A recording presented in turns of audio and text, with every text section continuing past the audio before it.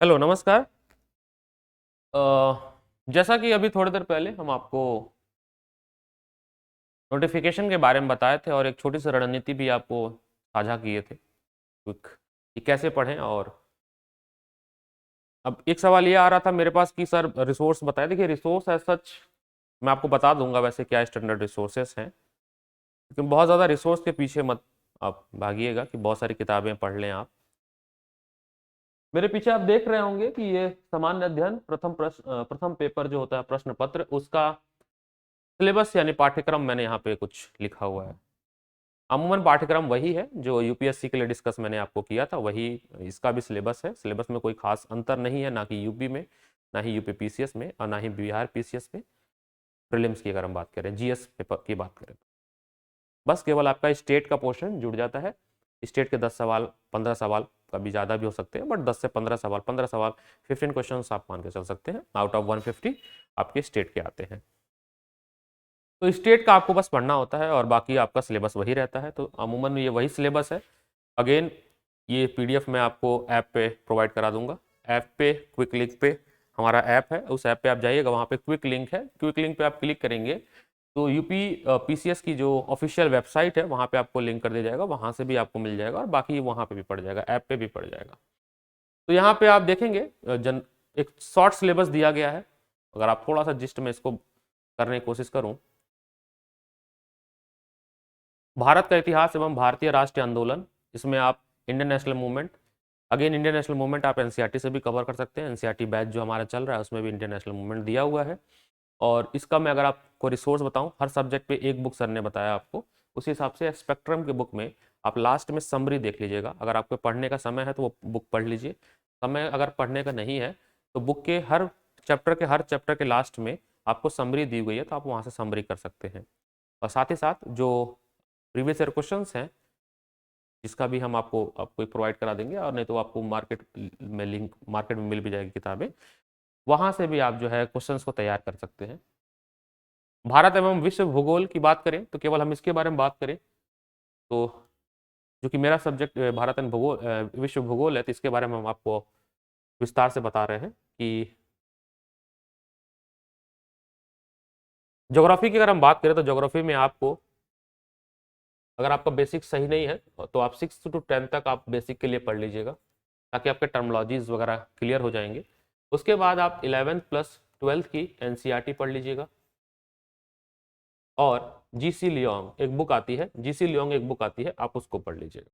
बस, इससे ज़्यादा आपको भूगोल पढ़ने की ज़रूरत नहीं है।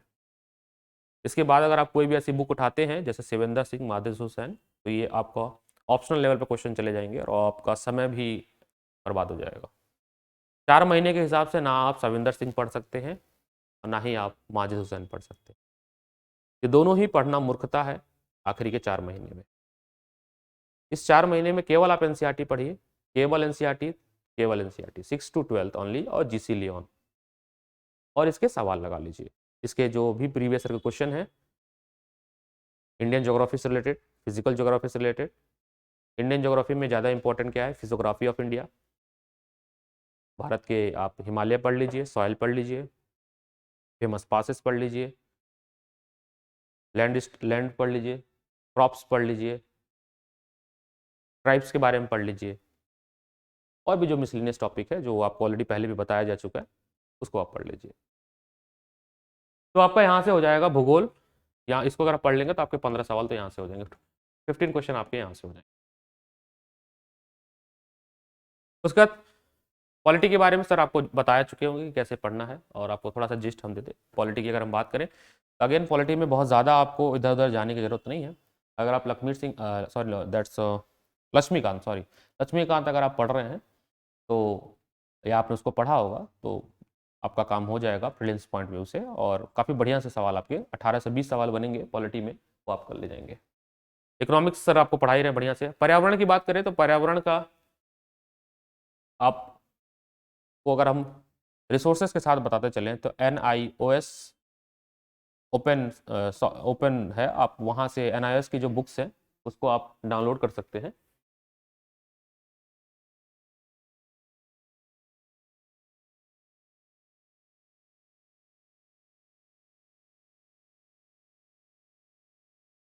पर्यावरण की बात करें तो फॉर इन्वायरमेंट आप पहली चीज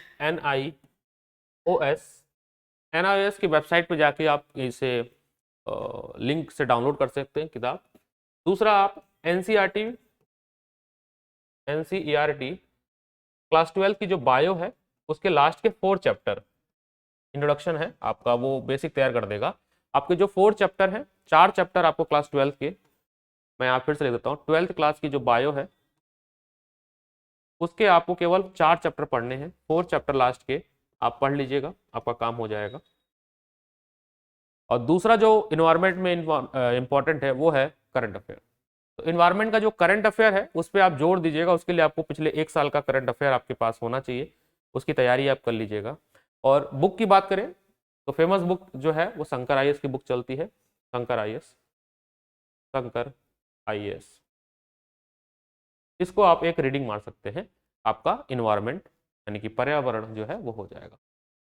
बाकी पर्यावरण का बैच ऑलरेडी मैं ले रहा हूँ क्लासेस ऐप पे, तो आप उसको भी कर लीजिएगा। और अपकमिंग डे में मैं पर्यावरण क्रैश कोर्स जो है वो भी ले आ रहा हूँ, जिसमें आपको 30 डे की क्लास में, या कह सकते हैं उसको डेज तो नहीं कहेंगे, उसको 30 क्लास में कह सकता हूँ, उसको अब कम करा जाएगा, डेज क्लासेस तो कम रहेंगी उसमें, बट अब आपको 30 आवर्स बोलना ज़्यादा बेटर होगा। 30 घंटे में आपका इन्वायरमेंट का जो पूरा जिस्ट है, स्टैटिक प्लस डायनेमिक, वो मैं आपको करा दूंगा। तो ईयर लॉन्ग कोर्स में ऑलरेडी इन्वायरमेंट हमारा चल रहा है फाउंडेशन बैच में, और एक सेपरेट इन्वायरमेंट बैच भी मैं प्लान कर रहा हूँ। अगर आप लोग की रुचि रही, इंटरेस्ट रही, और आप लोगों का कमेंट रहा और आप लोग का प्यार रहा, तो 30 घंटे के अंदर, मैं फिर से बोलता हूँ, केवल पर्यावरण का इन्वायरमेंट स्पेशल बैच 30 घंटे के लिए, 30 घंटे के अंदर आपको जीरो से हीरो यानी बेसिक से हाई लेवल तक आपको कराया जाएगा मेरे द्वारा। इन्वायरमेंट की चिंता तो आप ना करें, आपका जो 25 सवाल आपके इन्वायरमेंट का जो 25 क्वेश्चन है उसके लिए आपके लिए एक डेडिकेटेड बैच मैं आपको प्रोवाइड कर दूंगा। बट ये तभी होगा जब आपका प्यार रहेगा और ज़्यादा से ज़्यादा लोगों को आप प्रिसाइज से जोड़ेंगे, और आपका अगर प्यार है, आपकी डिमांड रहेगी, तो ये डेडिकेटेड बैच आपके लिए 30 घंटे का मैं ला दूंगा, उसके लिए आप कोई चिंता ना करें। तो पर्यावरण की समस्या भी खत्म, ठीक है। फिर सामान्य विज्ञान, इसके लिए भी मैं आपको वीडियो प्रोवाइड करा दूंगा, इसके लिए आपको जनरल साइंस पढ़ना है। सामान्य विज्ञान की बात करें तो जनरल साइंस पढ़ना है आपको, जनरल साइंस। और इसमें जनरल साइंस की अगर हम बात करें तो इसमें क्लास 6 से लेके 10 तक का ही पढ़ना है बेटा आपको, और खासकर बायो ज़्यादा ध्यान देना है।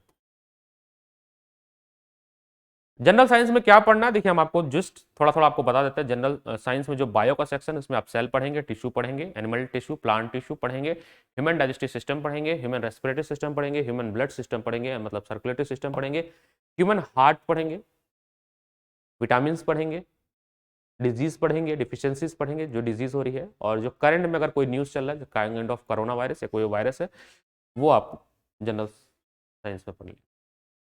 Again this is general science, not a science and tech, तो बी प्रिसाइज अबाउट दैट। मैं साइंस एंड टेक की बात नहीं कर रहा हूँ, जिसमें स्पेस एजेंसीज के बारे में आ जाएगा, वो अलग सेक्शन है, उससे भी सवाल आते हैं, बट वो करंट में आ जाएगा। बट जब जनरल साइंस के बारे में बात करता हूँ तो जनरल साइंस का मतलब होता है क्लास 6 से लेकर क्लास 10 का आपने साइंस जो पढ़ा है, एनसीईआरटी, तो वो मेरे एनसीईआरटी बैच में ऑलरेडी इंक्लूडेड है। तो एनसीईआरटी बैच भी आपके लिए सेपरेटेड जो है वो चलाया जा रहा है, और साथ ही साथ एनसीईआरटी बैच को PISA का जो ईयर लॉन्ग प्रोग्राम है उसमें ऑलरेडी वो इंक्लूडेड है। तो अगर आपने एक बार 999 दे दिया तो आपका एनसीईआरटी बैच, इन्वायरमेंटल स्पेशल, सारा कुछ उसी में कवर हो जाएगा। लेकिन आप अगर केवल एनसीईआरटी बैच लेना चाहते हैं तो उसके लिए भी एडमिशन प्रारंभ है, तो उसके लिए अलग से सेक्शन बना दिया गया है कि केवल आप एनसीईआरटी बैच ले सकते हैं। तो एनसीईआरटी बैच अलग से चल रहा है, अगर आप एनसीईआरटी बैच केवल पढ़ना चाहते हैं तो आपका वेलकम है। तो एनसीईआरटी बैच में आपकी सामान्य विज्ञान का पूरा सेक्शन मैं आपको करा दूंगा। इसमें आपको हार्डली जो है 10 से लेके 20 क्लास मिनिमम, मिनिमम 10 क्लास और मैक्सिमम 20 क्लास में आपका पूरा 6 to 10th की NCERT with previous year question, जो कि यूपी पीसीएस में, बिहार पीसीएस में, एमपी पीसीएस में, राजस्थान पीसीएस में, छत्तीसगढ़ पीसीएस में, झारखंड पीसीएस में, उत्तराखंड पीसीएस में, यानी इतने पीसीएस में जो सवाल पूछे गए हैं उनका एक कलेक्शन आपको करा दूंगा मैं जनरल साइंस का। तो उससे तो आप निश्चिंत रहिए, जनरल साइंस के सवाल मेरे रहते तो नहीं सवाल आपके गलत होंगे, इसकी तो मुझे गारंटी मैं लेता हूँ कि जनरल साइंस के सवाल मैं आपसे गलत नहीं होने दूंगा, क्योंकि मेरा बैकग्राउंड भी ऐसा रहा है और मैं खुद ही साइंस बैकग्राउंड से पढ़ा हूँ, तो जनरल साइंस आपका मैं गलत नहीं होने दूंगा, इसकी मैं आपसे प्रॉमिस कर सकता हूँ। दैट्स माय प्रॉमिस कि जनरल साइंस आपसे गलत नहीं होने दूंगा, ये तो मेरी आपकी guarantee. CSAT as such qualifying है, तो मैं उसको आपको, ये पीडीएफ आपको मिल जाएगा ऐप पे। I don't want to discuss about CSAT, we will discuss about CSAT in future. ये इंग्लिश में है, जो हिंदी में था उसी को अब इंग्लिश में यहाँ पे किया गया है, आप देख सकते हैं।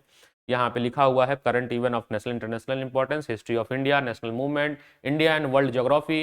इसमें हम फिजिकल, सोशल, इकोनॉमिक ज्योग्राफी के बारे में पढ़ेंगे, Indian polity and governance, constitution, political system, Panchayati Raj, etcetera economic, current, general science, फिर करंट इवेंट है आपका, ये इंग्लिश में आपका मैंने अटैच कर दिया है। That's it about syllabus. अब एक काम करते हैं, हम लोग थोड़ा सा पेपर डिस्कस कर लेते हैं, ठीक है sir? Let's discuss some paper.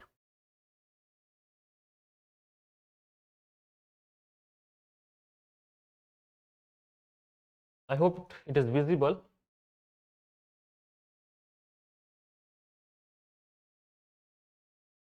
Great.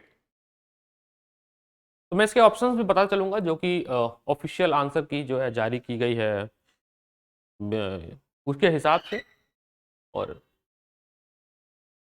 ताकि आपको कोई भी दो राय ना हो। तो ऑफिशियल आंसर की जो जारी की गई है, इससे इसका आंसर मुझे सबके लिए ऑलमोस्ट पता भी है, लेकिन मैं चाहता हूं कि आपको ऑफिशियल आंसर की के साथ ही बताया जाए, ताकि आपको उस पर विश्वास रहे। तो आप इस अब तो इस ऑफिशियल आंसर की वेबसाइट पे भी अवेलेबल है और डिफरेंट रिसोर्सेज पे भी अवेलेबल है। उसके साथ मैं आपको बताता हूँ ऑफिशियल आंसर की के साथ, ताकि आपको समझ आए। ओके, तो ये सेट डी है, ठीक है सर? मैं आपको बता देता हूं मैं,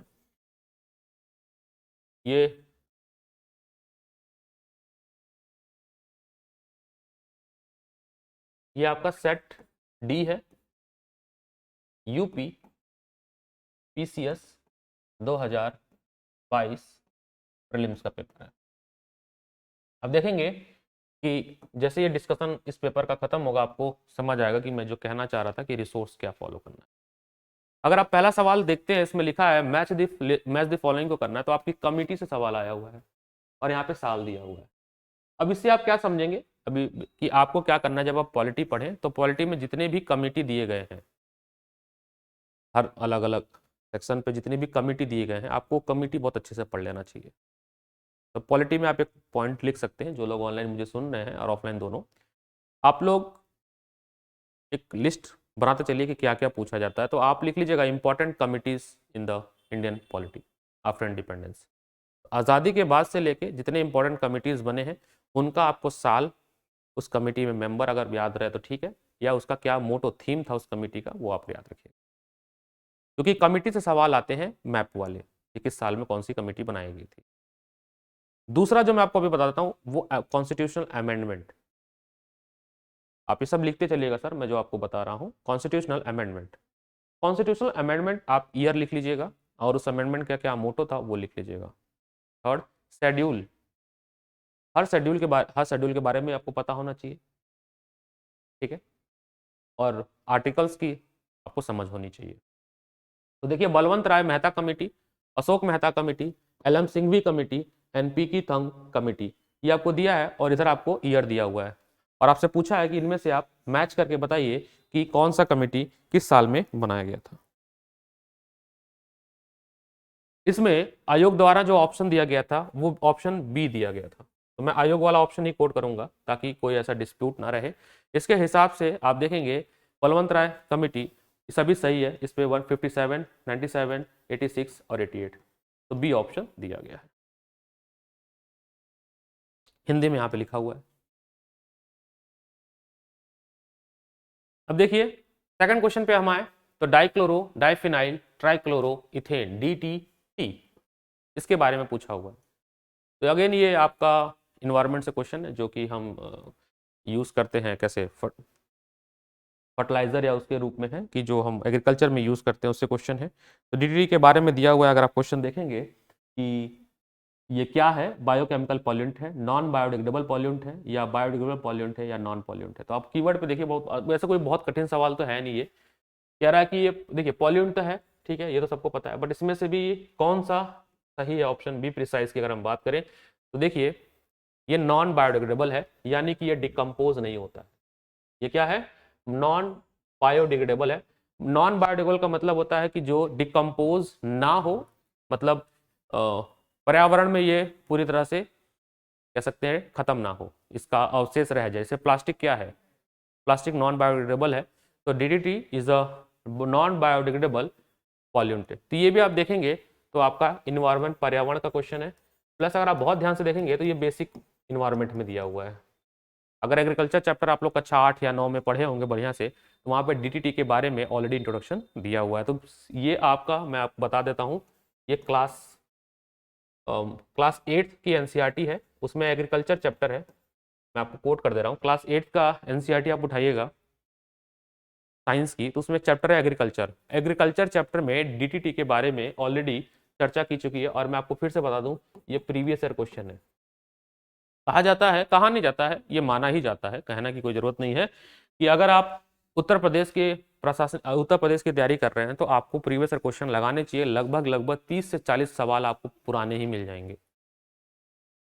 तो अगर आपको प्रीवियस ईयर क्वेश्चन की पकड़ होगी तो ये क्वेश्चन जो क्वेश्चन नंबर 2 आया था, ये आपका नॉन बायोडिग्रेडेबल पॉल्यूटेंट है, प्लस ये प्रीवियस ईयर क्वेश्चन है, और ये क्लास 8 की एनसीईआरटी है, एग्रीकल्चर चैप्टर, वहां से आपको मिल जाएगा। This is very quite easy.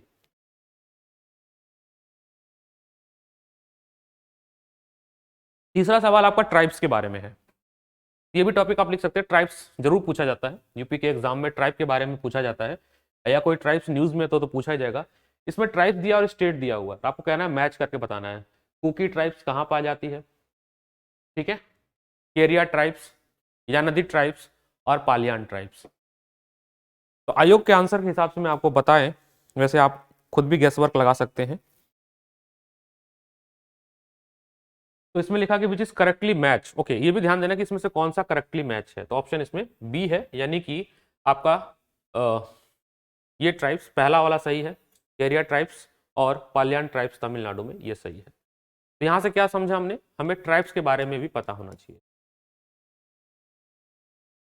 तो ट्राइब्स, अगर आप ज्योग्राफी पढ़ते हैं, ह्यूमन ज्योग्राफी पढ़ेंगे अगर आप, तो आपको ह्यूमन ज्योग्राफी में ट्राइब्स के बारे में मिल जाएगा। तो ये ज्योग्राफी से क्वेश्चन आया हुआ है। थोड़ा सा स्पीड बढ़ाते हैं समझने की रीडिंग में।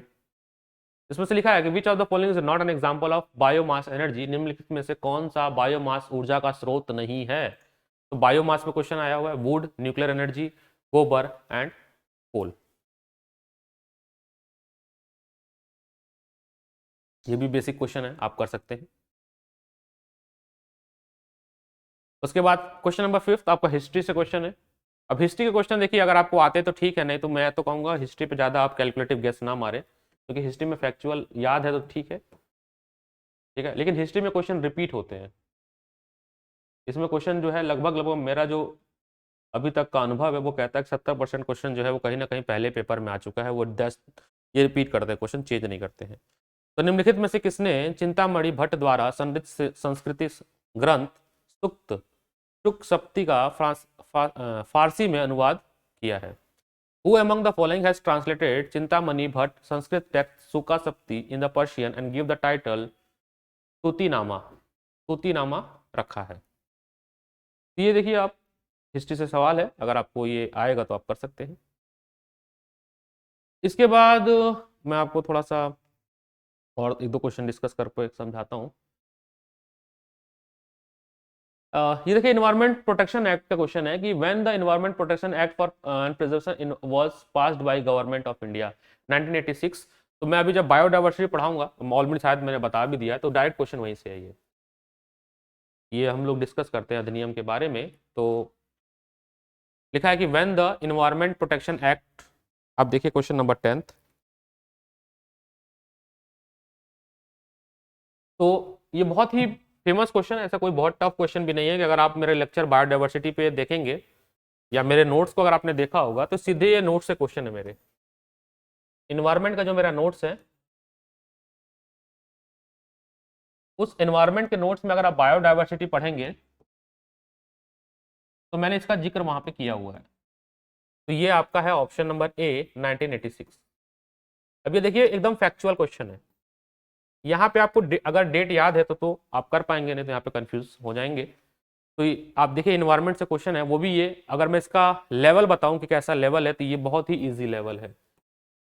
सिंपल आपको पता होना चाहिए कि कौन ये वाला कानून कब लाया गया था।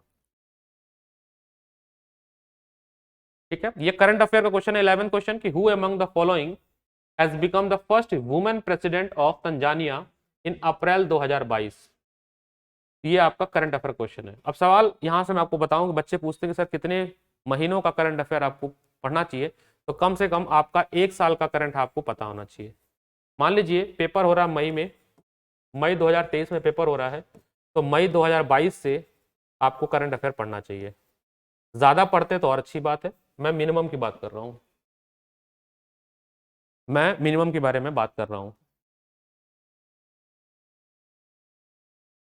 तो आयोग द्वारा, या इसका जो आंसर सही आंसर है वो है आपका ऑप्शन नंबर 1 सामिया कुछ हुसैन हसन है, option number A Samia, Samia Suluhu Hussain, ये ऑप्शन ए है आपका।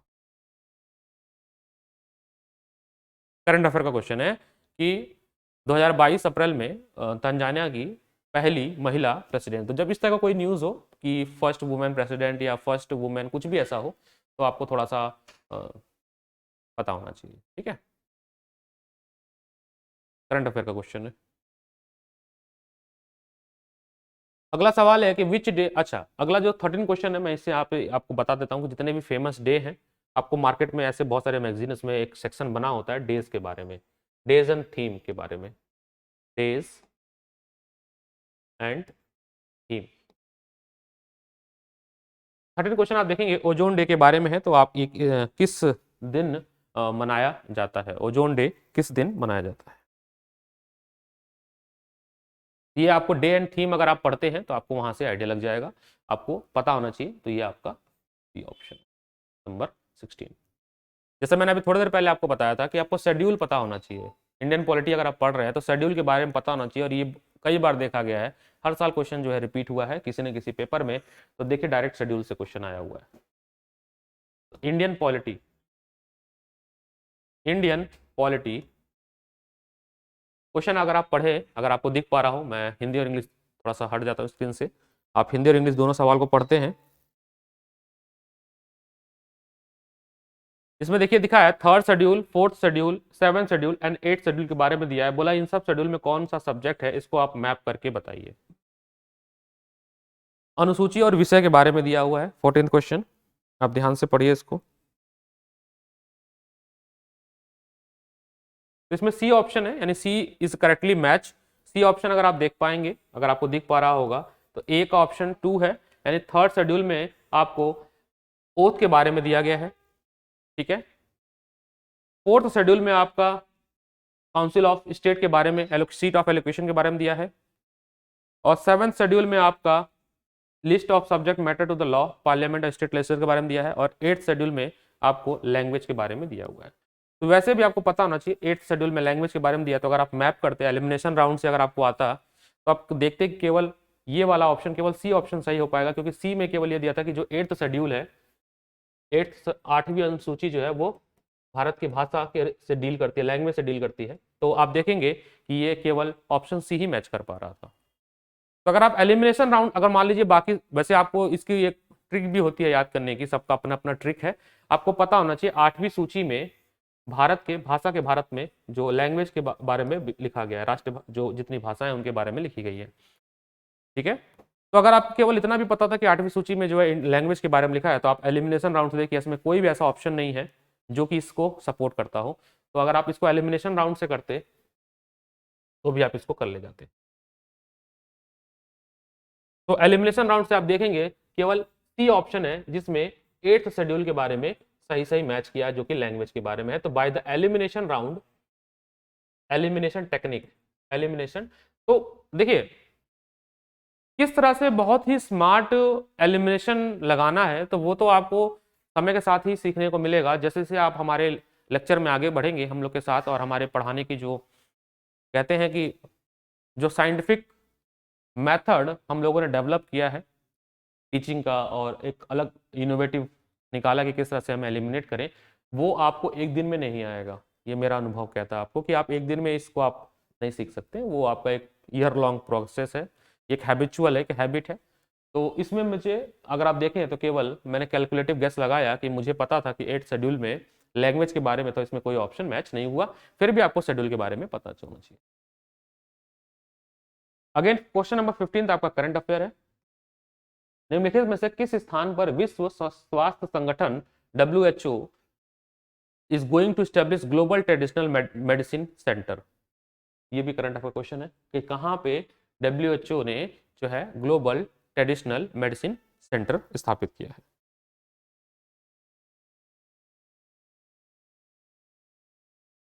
ये करंट अफेयर था तो ये आपको पता होना चाहिए, जामनगर। ठीक है, ऑप्शन ए। ठीक है, जामनगर। जामनगर ये आपका गुजरात में है। ये आपको पता होना चाहिए कि WHO द्वारा जो है ग्लोबल ट्रेडिशनल मेडिसिन सेंटर परंपरागत औषधि का वैश्विक केंद्र स्थापित जो है किया गया है। तो करंट अफेयर क्वेश्चन आपका मिल गया।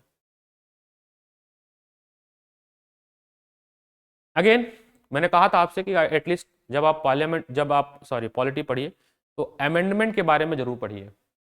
अगर आप, मैं स्क्रीन से हटता हूं, आप देखें ध्यान से, क्वेश्चन नंबर 16 को बहुत प्यार से देखें आप। क्वेश्चन नंबर 16 को अगर आप देखेंगे तो आपको अमेंडमेंट के बारे में दिया हुआ है।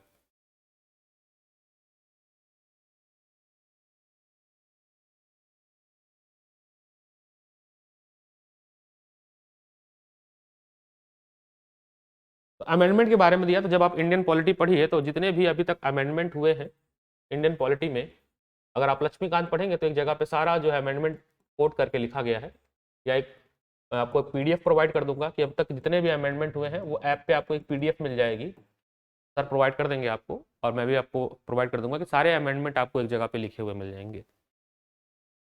तो कॉन्स्टिट्यूशनल अमेंडमेंट जितने भी हुए हैं वो आपको पता होना चाहिए। तो क्या है इसमें, एसेशन पढ़िए कि 73rd amendment of constitution is correct to be watershed in the history of the local self government in India.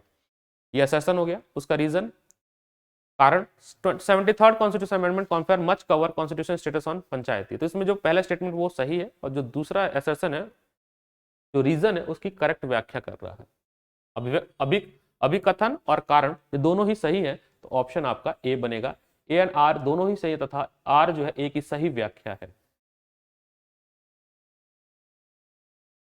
73वां संविधान संशोधन भारत के स्थायी शासन लोकल गवर्नमेंट को इतिहास में एक आधार स्तंभ के रूप में मानता है, और 73वां संविधान संशोधन ने पंचायतों को एक अति अपेक्षित संवैधानिक दर्जा प्रदान किया है। तो दोनों ही कथन जो है वो सही है। ये भी देखिए बेसिक ही है। अगर आप प्रीलिम्स पेपर एनालिसिस करते तो आपको समझ आ कितना आसान और कितना बेसिक पूछा जाता है। बहुत डेप्थ में पढ़ पढ़ के बच्चे परेशान हो जा रहे हैं, 10 बार किताब पढ़ लेते हैं, दुनिया भर का गए जाएंगे मटेरियल राजेंद्र नगर में खरीद के ले आएंगे, पाइल अप करके पढ़ना शुरू कर देंगे। तो don't read so much, okay, be precise. तो कॉन्स्टिट्यूशनल अमेंडमेंट से क्वेश्चन आया है, तो अभी तक आपने इस पेपर से दो चीज आपको समझ आ गई होगी। पहला, आप अनुसूची या अरे शेड्यूल के बारे में पढ़ लीजिए। दूसरा, अमेंडमेंट आपको पक्का आना चाहिए, या आप अपने नोटबुक में लिखते चलिएगा जो मैं आपको समझा रहा हूँ कि क्या क्या आना चाहिए क्वालिटी में। उसके बाद कोई पर्सन अगर न्यूज़ में है तो वो भी आपको पढ़ना चाहिए, या पुराना कोई पर्सन न्यूज़ में है, कोई ऐसी कमिटी है या कमिटी रिलेटेड कोई न्यूज़ है, तो आप यहाँ देखिए, यहाँ पे लिखा हुआ है पर्सन और उनके रिलेटेड जो है बातें लिखी गई है। MS स्वामीनाथन, आपको पता होना चाहिए वैसे, ठीक है। MS Swaminathan, LK Jha and Morarji Desai, ये सब आपको पता होना चाहिए किनके नाम है, और आपको मैच करना है कि इनमें से कौन सा सही है। तो स्वामीनाथन के बारे में आपको पता होना चाहिए, वैसे काफ़ी फेमस नेम है, देख लीजिए एक बार।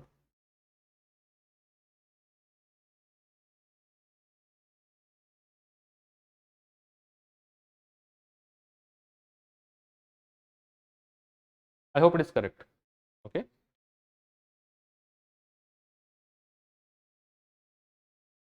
इसमें अगर आप देखिए, अगर आपको थोड़ा सा भी नॉलेज होगा, केवल स्वामीनाथन के बारे में अगर पता होगा, तो ग्रीन रेवोल्यूशन से इनका जो है संबंध होता है। ग्रीन रेवोल्यूशन आपको पता होना चाहिए, हरित क्रांति के बारे में काफ़ी फेमस है। स्वामीनाथन केवल अगर आपको पता है तो आप यहाँ पे आराम से कर लेंगे, क्योंकि और कोई ऑप्शन बन भी नहीं रहा है। एलिमिनेशन राउंड से देखिए, पहले का सी, पहले का जो है थर्ड ऑप्शन फिक्स है, इसके अलावा और कोई ऑप्शन बन नहीं रहा, तो ए होगा नहीं, बी होगा नहीं और डी होगा नहीं, तो बाकी सारे ऑप्शन कट गए, ये भी कट गया, ये भी कट गया, तो बचा क्या, केवल सी बचा। तो बाकी अगर आपको पता भी नहीं था तो भी ठीक है, कोई दिक्कत नहीं है, आपका काम हो जाता है वैसे। ठीक है, एल के झा जैसे मुझे अभी नहीं पता था, लेकिन मैंने एलिमिनेशन से निकाल लिया कि एल के झा नाम किससे रिलेटेड था, तो ये इकोनॉमिक एंड एडमिनिस्ट्रेशन रिफॉर्म से रिलेटेड था। ठीक है, और ये भी नहीं पता था, इनके बारे में भी नहीं पता था, ये भी नहीं पता था मुझे। वर्गीस कुरियन के बारे में भी मेरे को रिकॉल नहीं हो पा रहा था, लेकिन मुझे केवल एक लोग के बारे में 100 श्योर था, और ये दूसरे डी के बारे में एकदम मैं श्योर था। एम एस स्वामीनाथन के बारे में मुझे 100% पता था कि इनका जो नाम है वो ग्रीन रेवोल्यूशन से जुड़ा हुआ है, और मोरारजी देसाई जो है सोशल कंट्रोल ऑन बैंक के बारे में, ये मेरे को कंफर्म था। तो मैंने जो है केवल ए और डी से इस सवाल को कर लिया। आप देखिए कितना आसान सवाल है, तो ये भी इजी क्वेश्चन है। ठीक है, कृपया गड़बड़ ना करें, इतना आसान सवाल अगर गड़बड़ कर देंगे आप लोग तो गड़बड़ हो जाएगा। ठीक है, अगेन ये चंद्रगुप्त के बारे में हिस्ट्री का क्वेश्चन है, ये तो अगर आपको याद है तो ठीक है, नहीं तो आपको इसको सवाल को आगे बढ़ जाना चाहिए स्किप करके। आता है तो बहुत अच्छी बात है, हिस्ट्री पे पकड़ है तो बहुत अच्छी बात है। अब देखिए, मैंने कहा था जब अगर आप इंडियन ज्योग्राफी पढ़िए तो भारत की जो है माउंटेन, प्लेट्यू, सॉयल, पासेस, ये पढ़ लीजिएगा। झीलें, पहाड़ें, भारत की जो फेमस, तो वाटरफॉल के बारे में है। ठीक है, वाटरफॉल आपको दिया हुआ है, दूध सागर, ठीक है, यहाँ पे थोड़ा सा ब्लर है, बरकाना, ठीक है, खानधार और पलानी। जगह दिया है कर्नाटका, उड़ीसा, हिमाचल प्रदेश एंड गोवा, आपको मैप करना है।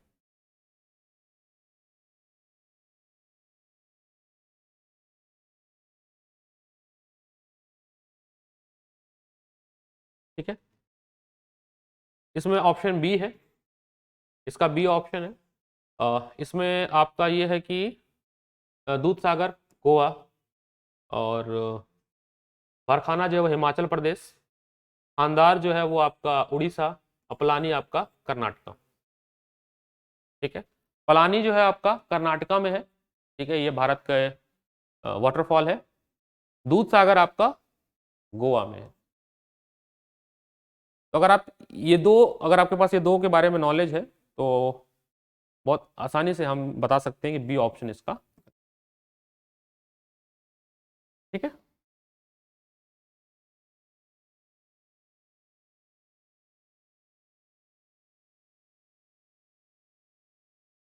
देखिए देखिए अगला क्वेश्चन देखिए, 23rd। Bacillus haemophilus influenzae, bacillus haemophilus influenza is causes by, ये आपका अगेन बेसिक साइंस बायो से क्वेश्चन है ये। क्वेश्चन नंबर 23 जो है आपका basic science, basic general science, general science, और ये आपका डिजीज से क्वेश्चन है, वायरस, बैक्टीरिया, डिजीज से क्वेश्चन है।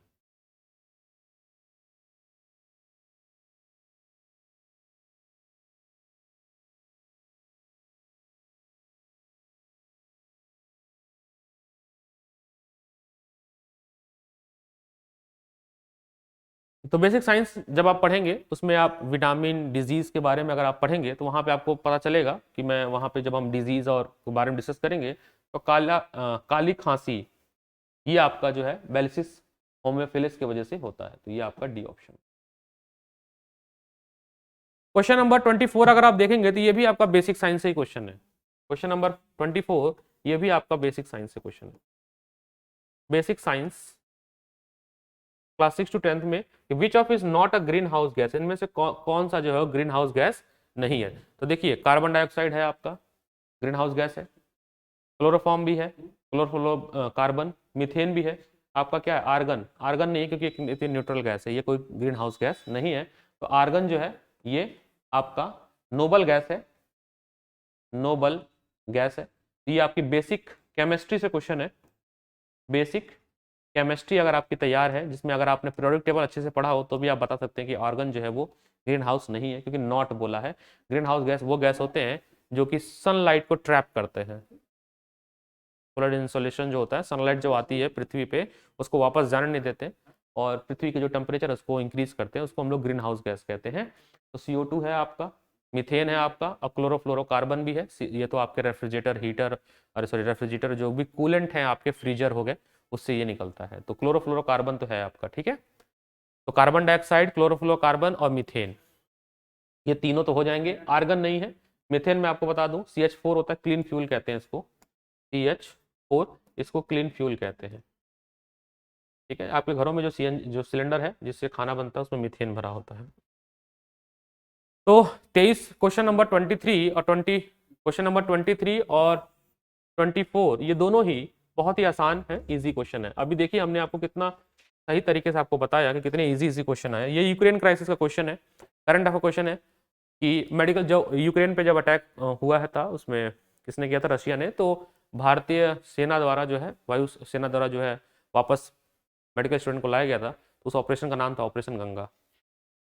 ये तो बहुत आसान है, न्यूज में था। देखिए बेटे question number 25 direct current affair है, और ये भी करंट अफेयर ऐसा है कि बहुत ज्यादा डेप्थ करंट अफेयर नहीं है। ऑपरेशन गंगा, ऑपरेशन गंगा, ठीक है। ऑपरेशन गंगा के थ्रू जो है यूक्रेन से जो मेडिकल स्टूडेंट थे हमारे, जो उस युद्ध में फंस गए थे, तो भारतीय वायुसेना द्वारा जो है उसको लाया गया था, ठीक है। तो आपको याद रखना चाहिए वो बहुत आसान है, that is operation Ganga. 25 question ये था। 26 क्वेश्चन आपसे स्कीम से क्वेश्चन है, तो स्कीम वगैरह आपको पता होना चाहिए, ठीक है। अगेन 28 क्वेश्चन हिस्ट्री का क्वेश्चन है, ये भी बेसिक बेसिक तो नहीं है बट हाँ थोड़ा मॉडरेट क्वेश्चन में हो सकता है। क्वेश्चन नंबर 29 देखिए, ये पॉपुलेशन से क्वेश्चन है, जनसंख्या से, सेंसस से क्वेश्चन है। आपको जनसंख्या पढ़नी पड़ेगी। यूपी का अगर आप एग्जाम आप दे रहे हैं तो जनसंख्या आपको पढ़नी पड़ेगी। अगर आप यूपी का पेपर टारगेट कर रहे हैं तो सेंसस के बारे में आपको पढ़ना पड़ेगा। तो ये जनसंख्या से क्वेश्चन है, बेसिक सेंसस से क्वेश्चन है कि विच religion group in India is the highest urban population. Bharat में किस धार्मिक समूह का सर्वाधिक भाग नगरीय है।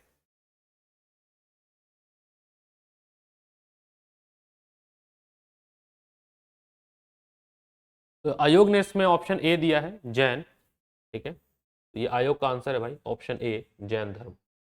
भारत में किस धार्मिक समूह का सर्वाधिक भाग नगरीय है, मतलब इस जितने ये जो 4 रिलीजन दिया है उस 4 रिलीजन में से भी कौन सा रिलीजन शहरों में ज्यादा है उनकी परसेंटेज के हिसाब से, ठीक है। इन जनरल नहीं बोला है ये, इन जनरल हम हिंदू को सोच सकते हैं, इन जनरल नहीं, क्योंकि हिंदू गांव में भी तो बहुत है ना। लेकिन जैन धर्म जो है वो गांव में ज़्यादा नहीं है, या नहीं है कह सकते हो, शहरी ही ज़्यादा है। और जैन धर्म जो होते हैं वो व्यापारिक ज़्यादा होते हैं, बिजनेस क्लास ज़्यादा होता है, तो वो शहरों में ज़्यादा है जैन धर्म के लोग। तो परसेंटेज वाइज वो उनकी संख्या कम है गाँव में, ऐसे सवाल को सोच सकते हैं आप कि ये कहना चाह रहे हैं कि गाँव में कितने कम लोग रहते हैं। भारत में हिंदू गाँव में ज़्यादा है, मुस्लिम भी आप कहोगे ज़्यादा है, बौद्ध धर्म भी गाँव में ज़्यादा है। इन चारों ऑप्शन के हिसाब से जैन जो है वो गाँव में कम है, शहरों में ज़्यादा है। तो ऑप्शन आपका ए हो जाएगा।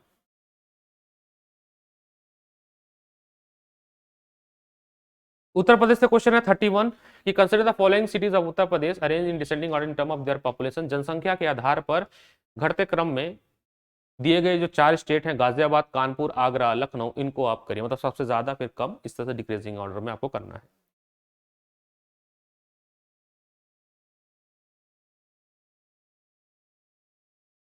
अगेन 34 करंट अफेयर क्वेश्चन है कि which of the famous building of New Delhi has been converted to prime minister museum. इसमें से कौन सा जो है, Talkatora stadium, India habitat centre, Teen Murti भवन और विज्ञान भवन। वैसे तीन मूर्ति भवन है जो कि प्रधानमंत्री म्यूजियम में कन्वर्ट किया गया है।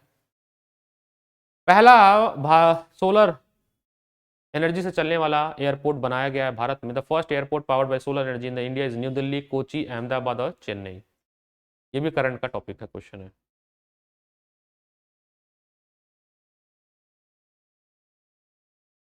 तो जैसा कि अभी तक के सवालों में जो भी मैंने आपको थोड़ा बहुत जिस्ट अटैच किया, और भी बहुत सारे क्वेश्चंस हैं जिससे मैं आपको बस ये समझाने की कोशिश किया कि किस तरह से बेसिक क्वेश्चन आते हैं। देखिए एक क्वेश्चन और देखिए, 38 क्वेश्चन आप देखिए, यहाँ पे रेवोल्यूशन दिया, कह रहा है कि golden revolution, grey revolution, yellow revolution and black revolution किससे रिलेटेड है।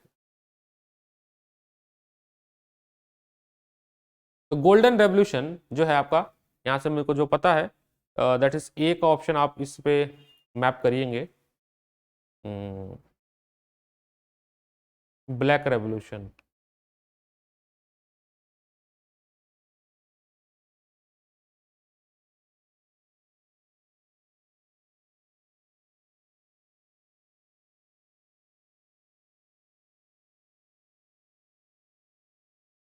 तो इसको आप बहुत ध्यान से, कंफ्यूजन हो सकता है, गोल्डन रेवोल्यूशन थोड़ा सा कंफ्यूजन आपको क्रिएट हो सकता है। गोल्डन रेवोल्यूशन जो है वो हनी हॉर्टिकल्चर से रिलेटेड है। तो अगर हम इससे ध्यान दें तो ऑप्शन नंबर ए कट गया आपका और ऑप्शन नंबर सी कट गया, बचा क्या बी और डी। उसके बाद है ग्रे रेवोल्यूशन और येलो रेवोल्यूशन। अगर हम बात करें येलो रेवोल्यूशन की, तो येलो रेवोल्यूशन जो है वो तिलहन से रिलेटेड है, तेल से, सनफ्लावर आप कह सकते हो याद रखने के लिए। तो ये मुझे याद है कि येलो येलो रेवोल्यूशन जो है वो ऑयल सीड से रिलेटेड है। तो ऑयल सीड से रिलेटेड है तो आपका ऑप्शन बन जाता है इस हिसाब से केवल डी ऑप्शन बनता है। Quite easy question. थोड़ा सा आपको यहाँ पे पॉज लेना था समझने के लिए कि गोल्डन रेवोल्यूशन जो है, देखिए मैं यहाँ पे लिख देता हूँ। गोल्डन रेवोल्यूशन, देखिए व्हाइट रेवोल्यूशन दूध से रिलेटेड था, ठीक है। तो गोल्डन रेवोल्यूशन जो है ये आपका हॉर्टिकल्चर से रिलेटेड है। हॉर्टिकल्चर, हॉर्टिकल्चर एंड हनी से रिलेटेड है। और मुझे याद था येलो रेवोल्यूशन, तो येलो जो है ये ऑयल से रिलेटेड है, ठीक है। तो इस हिसाब से मैंने एलिमिनेट कर दिया। बाकी उसके बाद ग्रे रेवोल्यूशन जो है वो फर्टिलाइजर से रिलेटेड है, और ब्लैक रेवोल्यूशन आपका पेट्रोलियम और कोयला प्रोडक्ट जो कह सकते हैं, पेट्रोलियम से रिलेटेड है ब्लैक रेवोल्यूशन। ब्लैक रेवोल्यूशन जो है आपका ब्लैक रेवोल्यूशन जो है आपका पेट्रोलियम से रिलेटेड है। तो आप लिख लीजिएगा नोट करके, ब्लैक रेवोल्यूशन, ब्लैक रेवोल्यूशन। तो आश्चर्य वाली कोई बात नहीं है, ये पेपर में फिर से जो है रिपीट हो सकता है। डिस्कशन का बस मकसद ये था ताकि आपको समझ आ जाए कि लेवल ऑफ क्वेश्चन जो है यूपी के पेपर में कैसे आते हैं। 39 क्वेश्चन अगेन आपका माउंटेन से क्वेश्चन, ज्योग्राफी से क्वेश्चन है, वर्ल्ड माउंटेन से क्वेश्चन, अरे फिजिकल ज्योग्राफी से क्वेश्चन है, ठीक है।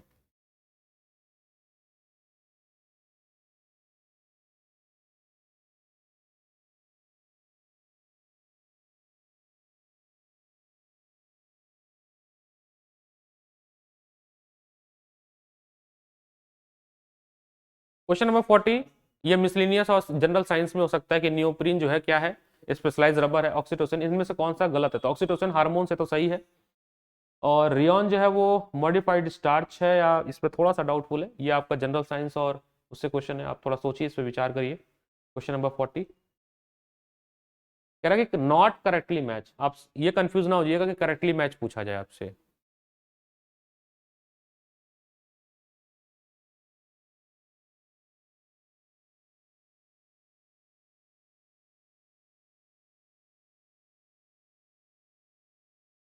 लेकिन मुझे लग भी रहा था कि रेयॉन के बारे में है कि कुछ मॉडिफाइड कुछ था, ये स्टार्च नहीं है, ठीक है। बाकी ये सही है, नियोप्रीन जो स्पेशलाइज रबर है, ऑक्सीटोसिन हार्मोन्स है, और आपका एस्परथीन जो है ये सिंथेटिक स्वीटनर है, जो कि मिठाइयों वगैरह में यूज़ कर देते हैं हम लोग, सिंथेटिक स्वीटनर। रेयॉन वाला जो स्टेटमेंट ये गलत है। रेयॉन क्योंकि मैं पढ़ा था कुछ ये आर्टिफिशियल नायलॉन से रिलेटेड क्वेश्चन है, आर्टिफिशियल नायलॉन से क्वेश्चन था। रेयॉन जो है वो आर्टिफिशियल ऐसे कुछ था, मॉडिफाइड या कुछ।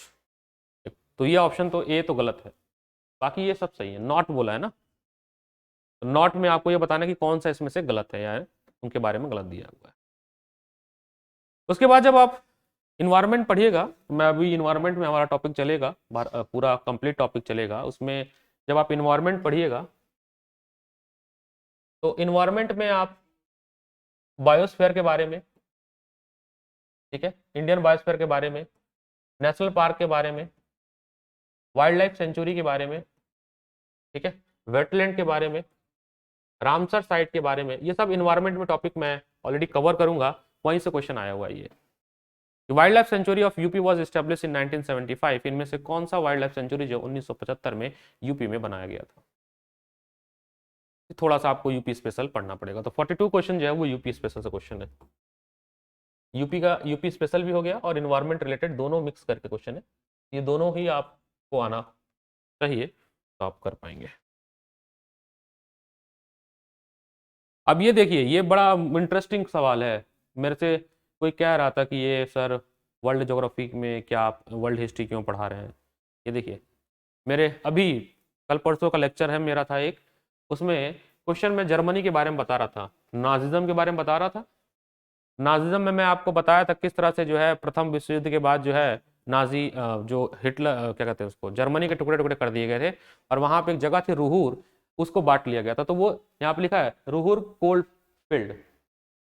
प्रसिद्ध रूर कोयला क्षेत्र निम्नलिखित में से किस देश में स्थित है? तो ये जर्मनी का है, आंख बंद करके मार सकते हैं। और मैं डंके के चोट पर कह रहा हूं, आप एनसीईआरटी जो बैच मैं शुरू किया हूं उसमें जो क्लास 9th की मैं आपको नाजिज्म पढ़ा रहा हूं, आप अगर मेरे लेक्चर को सुने होंगे तो मैं वहां इस बात को बहुत जोर शोर से मैं कह रहा था। तो ये मैं यहाँ पे लिख देता हूँ, क्लास 9th की जो एनसीईआरटी है इसकी, इतिहास की, हिस्ट्री की, उसमें जो चैप्टर है नाजिज्म, उसी में से सवाल आया हुआ। देखिए अभी मैं 2 दिन पहले पढ़ाया हूँ। अगर आप मेरा सैटरडे का वीडियो देखे होंगे तो सैटरडे के वीडियो में ही मैंने ये बोला था, जब नाजी पार्टी के बारे में डिस्कस कर रहा था, वहीं से क्वेश्चन आया। देखिए देख रहे हैं, रूर कोयला क्षेत्र जो है किस देश में है? France, Germany. तो ये आपका वर्ल्ड ज्योग्राफी हो गया। कोई कह रहा था सर वर्ल्ड ज्योग्राफी क्यों पढ़ा रहे हैं आप? अरे world history, sorry not geography, world history. तो देखिए आ गया क्वेश्चन। कितना आसान आसान सवाल है, मैं बस आपको डिस्कस कर रहा हूँ कि अगर आपकी रणनीति सही होगी तो आप बहुत बढ़िया जो है इसको करिए। हिस्ट्री सवाल है, बिल्डिंग दिए हैं और किसने किसने बनाया है। तो आप देखिए सुल्तानगिरी, रेड प्लेस, जामा खान मस्जिद, ढाई दिन का झोपड़ा, 2.5 दिन का झोपड़ा, ये किसने बनाया? तो आप इस तरह से मैपिंग कर सकते हैं। ये कुतुबुद्दीन ऐबक आप मैप कर लीजिएगा, ठीक है। वर्ल्ड ज्योग्राफी से क्वेश्चन है, ओशन के बारे में क्वेश्चन आया हुआ है। उसके बाद 2022 में which country has top in steel production in the world? पूरे विश्व में, अगर करंट अफेयर का टॉपिक है, जो मिनरल वाला सेक्शन है, ठीक है, मिनरल वाला सेक्शन में ज्योग्राफी में जो मिनरल वाला पार्ट है उसमें आप देखिए सवाल पूछा है कि 2022 में इंडिया, जापान, इंग्लैंड और चाइना, इनमें से किस देश ने स्टील का प्रोडक्शन सर्वाधिक किया हुआ है? पूरा डेटा क्वेश्चन है ये, फैक्चुअल क्वेश्चन और डेटाबेस क्वेश्चन है ये। आपके जो iron industry, steel industry, aluminium industry, fertilizer, इन सारी इंडस्ट्री का आपको पता होना चाहिए। वेजिटेबल पे तो आप इसमें पूछा कि सर्वाधिक किसने किया है, तो भारत तो है नहीं। तो ऑप्शन के हिसाब से अगर हम जाएं तो भारत तो नहीं है भाई। देखो मेरे को दिमाग में लग भी रहा था कि हर चीज में आगे है, गेहूं, चावल, आलू, सब कुछ ज्यादा कर रहा है कौन? चाइना।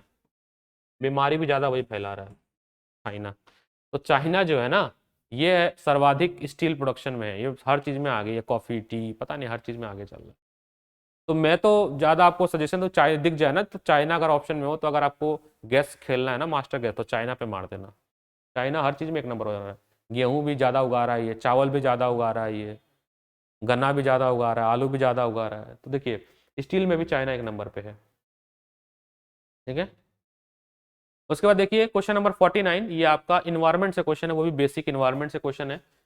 जो बेसिक हमारा क्लास है इकोलॉजी एंड मैंने स्टार्ट किया, उससे ही क्वेश्चन है कि which with reference to ecological niche which of the following statement is correct. Ecological niche, ये कीवर्ड पे सवाल खेल दिए हैं, बस कीवर्ड से सवाल आपको है, इकोलॉजिकल नीश से सवाल है, ये बस कीवर्ड है आपका। तो जब आप पहला चैप्टर पढ़ेंगे इन्वायरमेंट के बारे में, इन्वायरमेंट इकोलॉजी के बारे में, तो आप पढ़ेंगे इसके बारे में, नीश के बारे में जो है चर्चा की जाती है।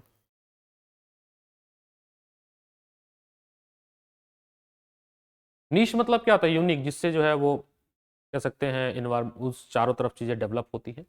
It represents the range of condition that can tolerate the resource it utilize and function role in the ecological system. Each species has a distinct niche. Her species का अपना अलग अलग नीश होता है। जैसे हम लोग होमो सेपियन है तो हमारा नीश अलग है, तो प्रत्येक प्रजाति का एक अलग स्थान होता है। यह उन स्थितियों की श्रेणी का प्रतिनिधित्व करता है जो कि संसाधनों के उपयोग और परिस्थिति तंत्र में उसकी कार्यात्मक भूमिका को सहन कर सकती है। तो दोनों ही कथन सही है इकोलॉजिकल नीश के बारे में, तो ऑप्शन बी आपका इसमें करेक्ट ऑप्शन है। कहने का मेरा तात्पर्य ये था, ये जो भी मैंने 50 सवाल डिस्कस किए हैं, 50 क्वेश्चन, इसमें तो अभी 150 सवाल है।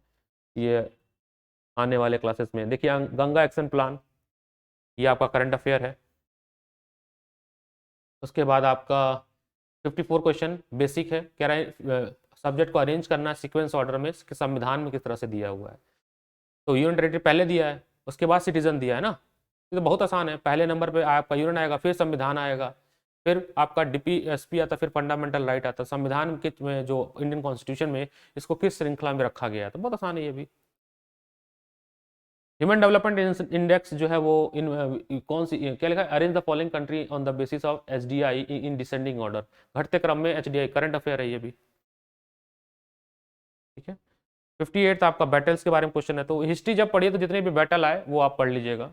कोविड-19 का क्वेश्चन आया हुआ है, अगेन ये आपका करंट अफेयर क्वेश्चन है, चल ही रहा था आपका ये। 61वां क्वेश्चन ये भी आपका, इस जितने भी करंट में वुमेन्स या जो भी मतलब स्पोर्ट्स चलते हैं उससे क्वेश्चन है। इनमें से किसने जो है ये टाइटल जीता है, PV सिंधु, ज्वाला गुट्टा, साइना नेहवाल, ये आप देख लीजिए। जल जीवन स्कीम जो है यूनियन बजट में किस फाइनेंशियल ईयर में डिक्लेयर किया गया था। 63 बेसिक क्वेश्चन है कि इनमें से कौन सा बायोडिग्रेडेबल है जो कि डिग्रेडेट हो जाता है। प्लास्टिक कप होता नहीं है, ग्लास बॉटल होता नहीं है, एल्यूमिनियम फॉयल होता नहीं, बचा क्या, वूल हो जाता है, ये ऑप्शन। ये कहने का मेरे बस इतना था इस पेपर को डिस्कस करने का, कि अगर आप हमारी जितनी भी क्लासेज हैं, अगेन 77 देखिए कितना आसान है, which are the following mammal lay eggs में से कौन से हैं जो अंडे देते हैं, कितना आसान क्वेश्चन है। सोलर एनर्जी क्या करता है, इलेक्ट्रिकल एनर्जी को कैसे कन्वर्ट करता है, फोटोवोल्टिक सेल से करता है, या प्लांचे सेल से करता है, या वोल्टिक सेल से करता है, ड्राई सेल से करता है, तो फोटोवोल्टिक सेल है, ए ऑप्शन इसका, बहुत आसान है ये भी, ठीक है। तो उसके बाद सेंटर दिया है और कह रहा है कि कौन ये सारे जो जगह थे वो किस लिए फेमस थे। देखिए सेंट पीटर्सबर्ग आपका हमेशा फेमस था किसके लिए, कॉटन टेक्सटाइल के लिए, तो डी ऑप्शन आपका हो जाएगा 3। तो डी का 3 ऑप्शन क्या बच रहा है, देखिए मेरे को बस एक ही ऑप्शन पता था फिलहाल आपको जब मैं डिस्कस कर रहा था, क्या सेंट पीटर्सबर्ग जो है वो किसके लिए फेमस था, कॉटन इंडस्ट्री के लिए फेमस था, इसके आपको ऑप्शन हो गया डी। अब मैं आपको बता दूं ये क्लास 10th की एक चैप्टर है, क्लास 10th की NCERT अगर आप जब पढ़ेंगे, एक चैप्टर है हिस्ट्री में, चैप्टर का नाम है age of industrialisation, age of industrialisation. मैं आपको रिसोर्सेज भी बताते चल रहा हूँ। उस एज ऑफ इंडस्ट्रियलाइजेशन के पे अगर आप पेज नंबर 4 या 5 पे जाएंगे तो आपको मिल जाएगा सेंट पीटर्सबर्ग के बारे में। तो सेंट पीटर्सबर्ग जो है वो कॉटन टेक्सटाइल के लिए हब माना जाता था, तो ऑप्शन मिल को मिल गया, डी ऑप्शन हो गया। इसके हिसाब से मैं ऑप्शन नंबर ए का ओसाका जो है वो ऑटोमोबाइल के लिए, डेट्रॉइट जो है वो आपका सिगार के लिए, और क्यूबा जो है आपका, क्यूबा जो है आपका, क्यूबा, ओके क्यूबा ऑटोमोबाइल के लिए दिया, sorry but sorry sorry sorry, देखिए मैं इसको मिटा देता हूँ एक सेकेंड। ऑप्शन नंबर डी है इसमें, जिसमें ओसाका जो है वो शिप बिल्डिंग के लिए है, डेट्रॉइट जो है वो सिगार के लिए है, क्यूबा आपका ऑटोमोबाइल के लिए है, और सेंट पीटर्सबर्ग आपका कॉटन मिल के लिए। तो बस कॉटन टेक्सटाइल बस मुझे पता था, इस हिसाब से जो है मैंने बाकी मैपिंग कर दिया। आयोग का भी आंसर मिला लेते हैं भैया कि कहीं हमारा आंसर ना गलत हो। अच्छा आयोग ने ए कोट किया है, I hope, I don't know why आयोग ने ए कोट किया, बट आप वेरीफाई कर लीजिएगा। आयोग का आंसर ए है, तो पता नहीं, बट यही ऑप्शन सही, आयोग के आंसर भगवान जाने क्यों होता है ये। अगेन स्पेस से, ये साइंस एंड टेक का क्वेश्चन है, नासा का है क्वेश्चन है, इसमें आपका पूछा कि इनमें से कौन सा जो है who record the holder of single longest space flight by the NASA astronaut abroad international space station. उसके बाद सस्टेनेबल डेवलपमेंट गोल पे क्वेश्चन आता है, ये बायोस्फीयर रिजर्व मैंने अभी देखो थोड़ी देर पहले लिखा था, अब बोला इनमें से कौन सा बायोस्फीयर रिजर्व कहाँ कहाँ लोकेटेड है, मानस, सुंदरबन। देखिए इसमें से मैं आपको बता दूं सुंदरबन वेस्ट बंगाल में है, तो यहीं से आपका काम हो गया। अब ये मैं बता दूं मैं कहाँ पढ़ा रहा था, ये क्लास मुझे जहाँ तक याद है ये क्लास कौन सी मैं पढ़ा रहा था, ये भी NCERT से ही क्वेश्चन है। NCERT में एक क्वेश्चन था किसी हाँ, क्लास 9th में एक चैप्टर है physiography of India. Physiography of India जब क्वेश्चन पढ़ेंगे तो वहां पे नंदा देवी कीवर्ड आपको दिखेगा,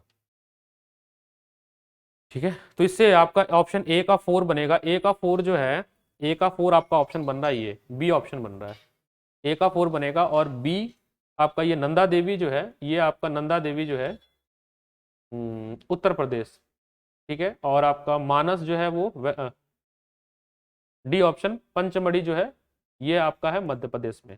ऑप्शन नंबर बना आपका इसका बी ऑप्शन बना। तो सुंदरबन जो है दो नदियां, ब्रह्मपुत्र नदी और जो इंडस ब्रह्मपुत्र जो गंगा नदी है, वो दोनों नदी जो आके मिलती हैं, कॉन्फ्लेक्स करती हैं, तो मानस नदी के नाम से जाना जाता है, उससे जो है वो डेल्टा बनता है।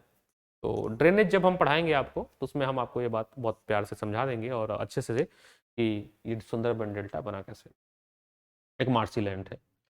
तो ये भी देखिए बड़ा आसान क्वेश्चन था। और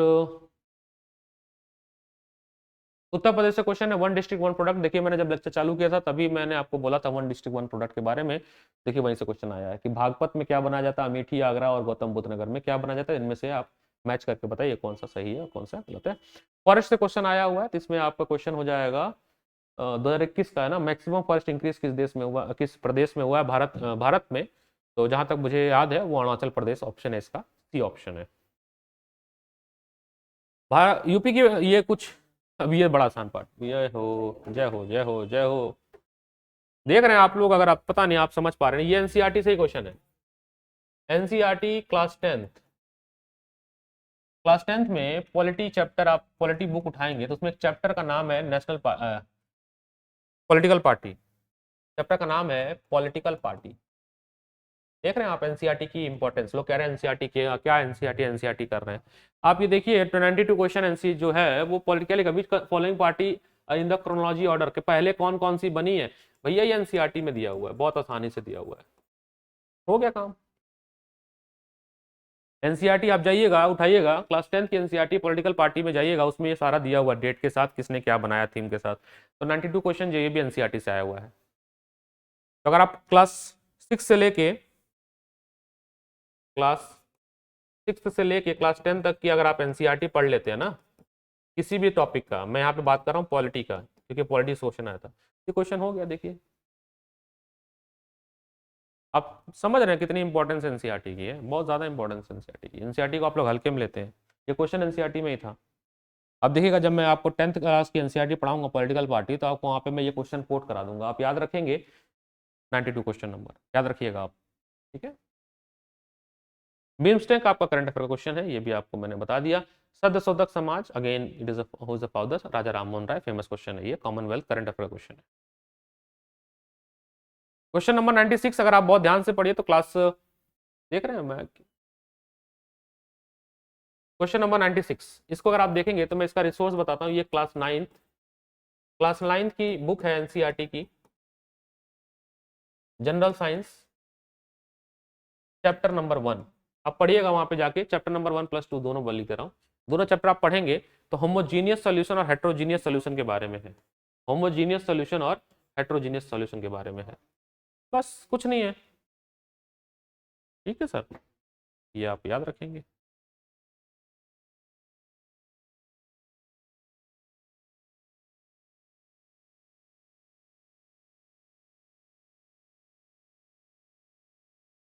ये कॉन्स्टिट्यूशन अमेंडमेंट के बारे में क्वेश्चन है, ये इंडस वैली के बारे में क्वेश्चन है, ये आयरन ओर के बारे में क्वेश्चन है। फिर बोला कि with reference to IT brand which of following is statement is correct. Accenture को सबसे वर्ल्ड वाइड दिया गया, हाँ सही है, ऑप्शन ए करेक्ट है। ऑप्शन 2 मे बी डाउटफुल है but option 1 is correct. Lok Sabha के जितने इलेक्शन हुए उनके साल दिए हुए तो भी आप पता कर लीजिएगा, लोकसभा के जितने भी इलेक्शन हुए किस साल हुए वो आप याद रखिएगा। प्रधानमंत्री और प्रेसिडेंट की सीक्वेंस याद रखिएगा कि कौन सा संख्या, कौन कौन से प्रधानमंत्री और प्रेसिडेंट की कौन कौन से नाम याद रखिएगा, ऑर्डर ऑफ क्या। Financial plan, 5th year plan जो है वो भी आप याद रखिएगा, वो भी पूछ लिया जाता है आपसे, ठीक है। उत्तर प्रदेश डे कब मनाया जाता है, उत्तर प्रदेश से क्वेश्चन है, ठीक है। ये देखिए क्वेश्चन नंबर 122, 122 अगर क्वेश्चन आप देखेंगे, ये आपका बेसिक साइंस से क्वेश्चन है, फिजिक्स का। कह रहा है, मैंने आपसे बोला था ऐसा यूनिट में क्वेश्चन आता है, प्रेशर की ऐसा यूनिट क्या होती है, पास्कल, डॉपलर, हीट की जूल, और ये तीनों सही है। कह रहा है कौन सा सही नहीं, नॉट करेक्ट, तो बचा क्या, डी, डी गलत हो गया। प्रेशर की पास्कल होती है, आपको नहीं पता है, प्रेशर जो होता है वो फोर्स अपॉन एरिया होता है, तो न्यूटन अपॉन मीटर स्क्वायर होता है जो कि होता है पास्कल। पावर डायोप्टर में नापते हैं, डी, जो कि होता है 1/f, यानी कि फोकल लेंथ का रेसिप्रोकल आता है 1/मीटर। हीट का जूल होता है, क्योंकि हीट की यूनिट वही होती है जो वर्क डन की यूनिट होती है, और वर्क डन की क्या होती है, जूल होती है। ये तो बेसिक फिजिक्स में दिया हुआ है, ये अगर आप ढंग से पढ़े होंगे 9th क्लास और 10th क्लास तो आप वहां पे ऐसा यूनिट दिया हुआ, तो ऑप्शन डी इसका हो गया। मैं आपको ना एनसीईआरटी की महत्वता समझा रहा हूँ, एनसीईआरटी बहुत पावरफुल चीज है,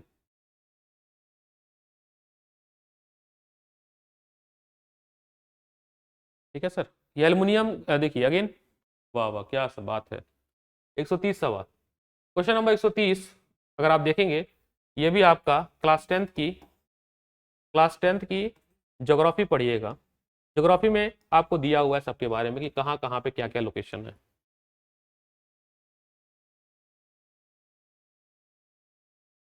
नेचुरल गैस में क्या पाया जाता है? मीथेन, हेक्सेन, बेंजीन और ब्यूटेन। Carbon chapter class. भैया क्या सवाल आया, इतना आसान सवाल तो कोई भी कर लेगा।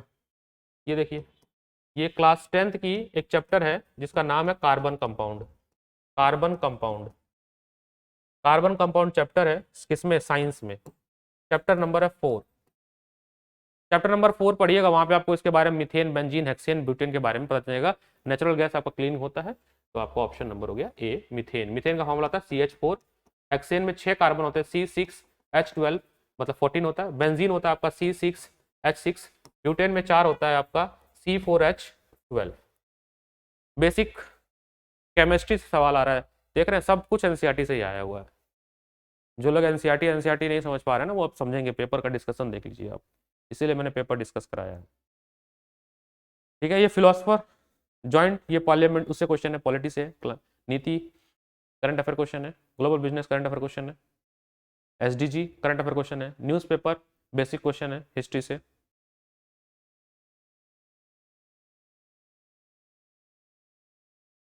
सबसे ज्यादा रिवर बेसिन कावेरी की है, इसमें ऑप्शन नंबर ए है 144 का। कह रहा है कि इनमें से कौन सा डैम उत्तर प्रदेश में नहीं है? भाखरा, भाखराखंड, शायद भाखरा नहीं है, ये सी ऑप्शन करेक्ट है। ज्योतिबा फूले किससे एसोसिएटेड थी? Anti caste movement, option number C. Earth atmosphere में शॉर्ट वेव सोलर आता है, ऑप्शन नंबर ए।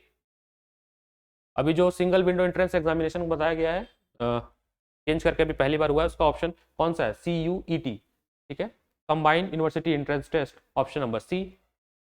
आसान है, देख रहे हो, पता नहीं फिर भी इतना आसान पेपर आने के बाद भी बच्चों का प्रीलिम्स पता नहीं क्यों नहीं क्वालिफाई होता है। ऑप्शन नंबर सी है, CUET। इतना आसान है, मैं मुझे जो अनुभव है या जो मुझे ऐसा लगता है कि बच्चों का प्रीलिम्स पता क्यों नहीं हो पा रहा है। बच्चों का प्रीलिम्स इसलिए नहीं हो पा रहा है कि वो कहीं ना बहुत निगेटिव कर देते हैं। 60 सवाल सही करते हैं, 40 सवाल गलत कर देते हैं। तो निगेटिव सवाल से आप थोड़ा बचिएगा, ठीक है। ये ऑल इंडिया ट्रेड यूनियन, इनके क्या क्या पार्टी अफर्मेशन थे, ये भी आप एनसीईआरटी से कर सकते हैं। तो ये आपके टोटल 150 सवाल थे। तो which country has a natural arsenic water contamination? ये देखिए सवाल है, करंट का ही क्वेश्चन है वो, 150वां सवाल जो है। इनमें से किस देश में प्राकृतिक आर्सेनिक प्रदूषण जल मिलता है? करंट का क्वेश्चन तो ऐसा सच नहीं है, ये स्टैटिक क्वेश्चन ही है वैसे। तो इसका ऑप्शन है बी, बांग्लादेश। तो ये कंप्लीट जो है ना डिस्कशन था इसका, यूपीपीसीएस के पेपर का। तो अभी तक जो मैंने क्या कराया, आपको क्या पढ़ाया, वो मैं आपको बता देता हूं।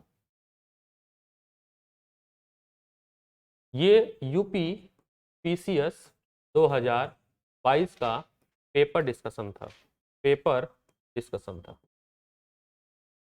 जिसमें मैंने आपको तरीका बताया कि पढ़ना कैसे है। ठीक है, तो बाकी इसके आगे हम लोग मिलते हैं। काफ़ी लंबी क्लास हो गई, 1 घंटे की क्लास हो गई डिस्कशन, और उम्मीद करते हैं कि इस डिस्कशन क्लास को आप समझने की कोशिश करेंगे। और रिसोर्स, इस डिस्कशन क्लास के थ्रू आपको क्या सीखने को मिला, मैंने ये पढ़ाया नहीं है आपको कि क्या क्या है, मैंने ये पढ़ाया आपको कहाँ से पढ़ना है। इस डिस्कशन क्लास का मकसद बस इतना था कि आपको आइडिया लग जाए कि आपको रिसोर्स क्या फॉलो करना है।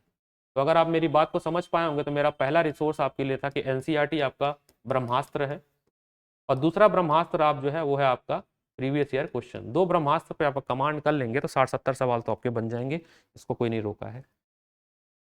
तब तक के लिए आपसे अलविदा चाहते हैं आप लोगों से, और प्रिसाइस के इस मुहिम को ज़्यादा से ज़्यादा लोग जोड़िए, ऐप डाउनलोड करिए। सारे पीडीएफ जितने भी आज डिस्कस हुए हैं, ये सारे पीडीएफ आपको ऐप पे मिल जाएंगे।